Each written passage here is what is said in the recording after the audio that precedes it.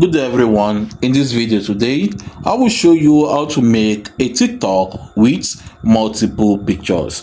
So to do this, what you have to do is just firstly open your TikTok app on your phone. So when it has finished loading, the next thing for you to do is just to click on the plus icon at the bottom of the screen right here. So when done with that, the next thing for you to do is just to click on the picture icon at the bottom, as you can see. Click on it to continue. Then you can so when done, you can then come below right here and click on select multiple. So when done, you can then select the images which you want to use. So I'll be using this one right here. As you can see, I'll use this, I'll use this, I'll use this.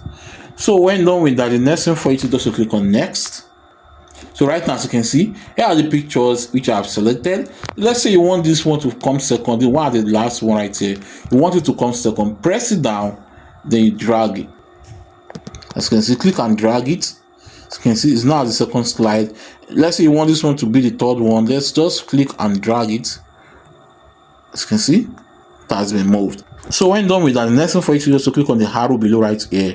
Then select video template. So when you finish load, as you can see, the template has been changed. As you can see that the way it's showing, you can select any other one. As you can see, there are different templates right here. You can select any one of your choice. Let's select, as you can see, let's come use this one.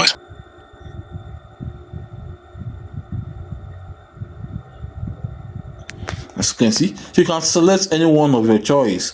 So when done with that, the next thing for you to also click on add sound. Then you add any sound of your choice, as you can see. So let's say the sound which you want to use is not here. You can just search for the sound by using this search icon right here to search for the sound which you want to use. So when done, the next thing for you is to click on next and post on your profile. So that's all to do this. Hope this video helped. Please give it a thumb up and don't forget to subscribe to our YouTube channel. See you in the next video.